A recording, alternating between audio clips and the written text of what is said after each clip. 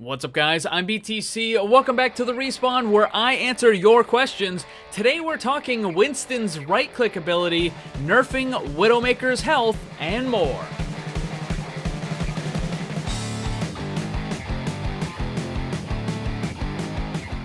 Today's video is sponsored by Audible. You can get a free audiobook to keep forever and support the channel by using the link down below. If you haven't tried audiobooks yet, what are you waiting for? They're awesome. I listen to them every single day. That's not an exaggeration. If I'm working on images for my videos, I got an audiobook going, or if I'm cleaning the house, or if I'm going to the store, or maybe just relaxing at the end of the day, I always have audiobooks going. They're awesome. And with Audible, there's a great no-hassle return policy. You can exchange any book at any time for any reason. If you don't like it, you can swap it out. And now you can get a free audiobook using the link down below.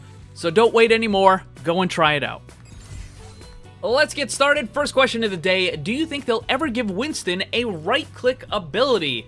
I don't think so, so I'm gonna go with no, because the character is already really good, and if they were to give him anything else, doesn't matter what it is, could be an attack, a defensive ability, whatever, it's going to be by default a buff to the hero, and I don't think the character really needs anything like that. And if they were to give him an extra ability, then they would probably end up nerfing something else in order to compensate. So I just don't see it happening.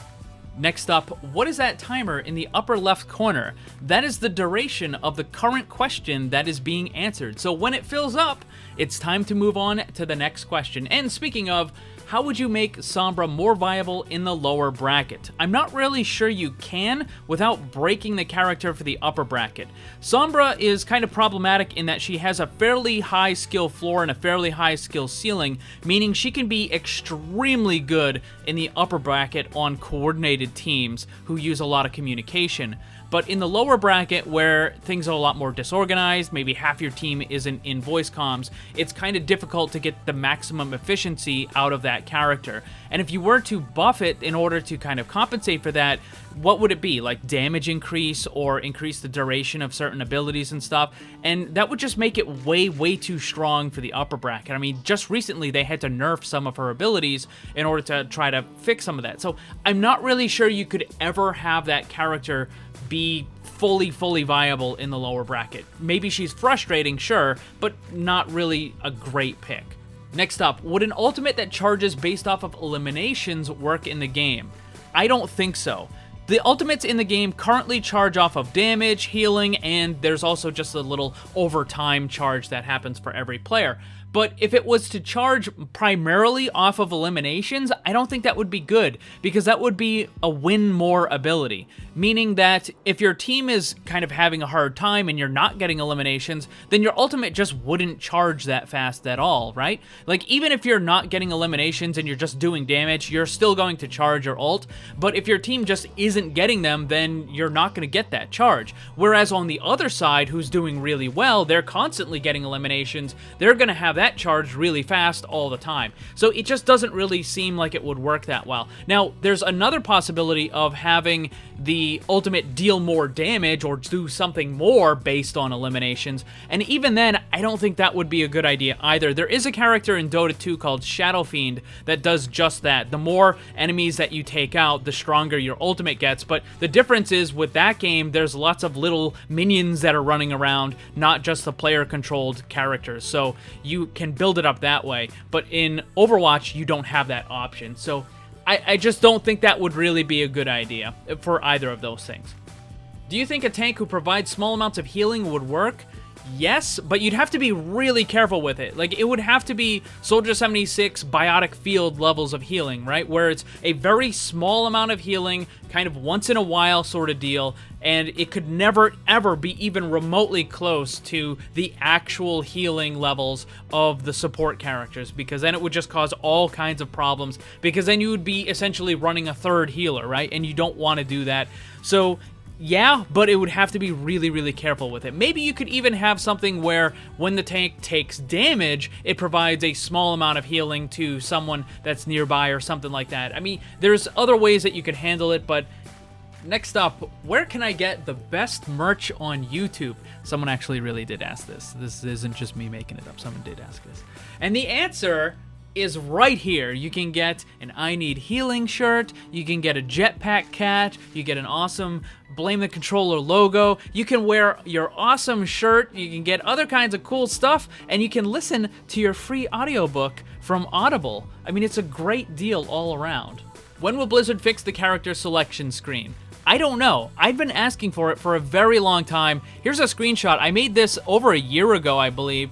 You still have the same categories, tank, DPS, and support, but they're broken up. So you have tanks with shields, tanks that have high mobility, and then you also just have the bruisers, you have healers and off-healers, and it just gives the players a better idea of what kind of character they're going to be picking, and what better fits with other characters. So I think they could definitely fix it. Now that they have role queue, it makes even more sense for them to fix it, but are they going to do it? I have no idea.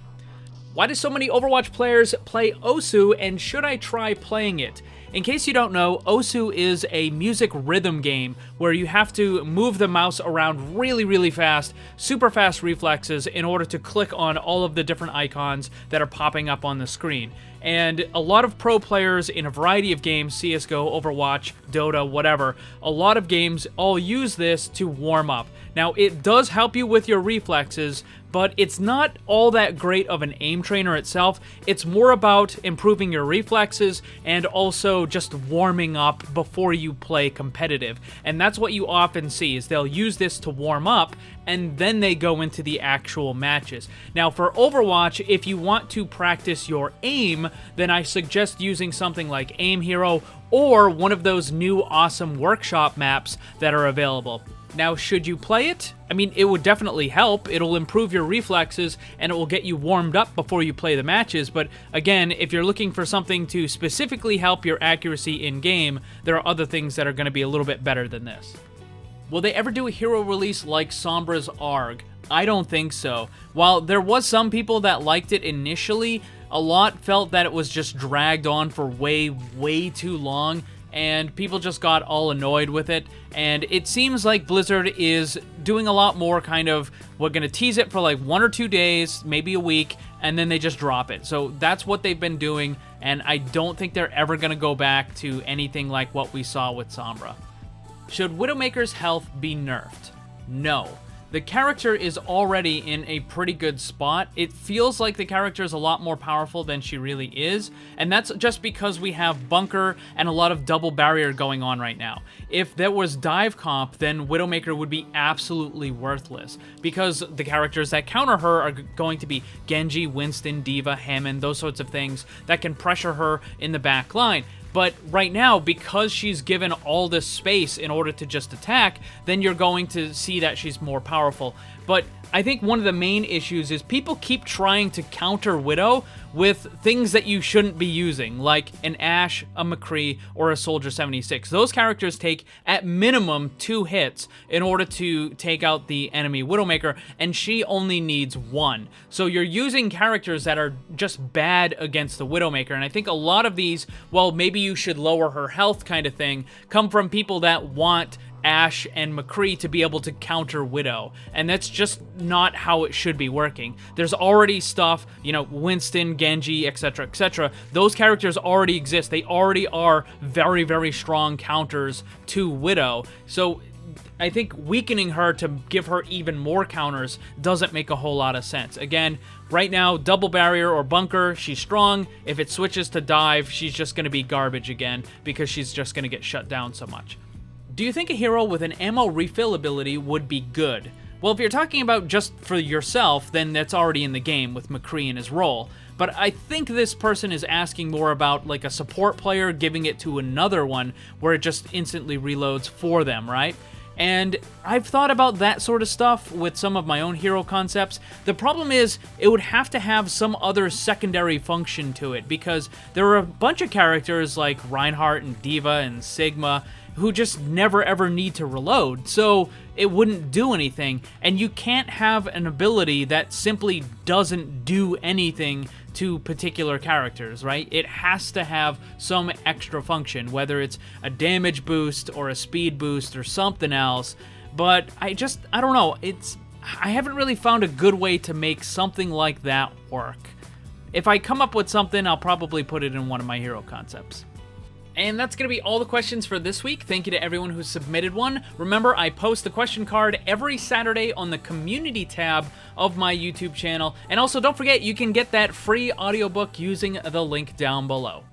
Thanks for watching, and if you'd like to see more, subscribe and hit that bell so you don't miss anything. Also, come hang out in my Discord server and my Twitch live stream. Special thanks to my Patreon supporters. If you'd like to see what kind of cool VIP rewards you can get, check the links down below. And remember, always blame the controller, because it's never your fault.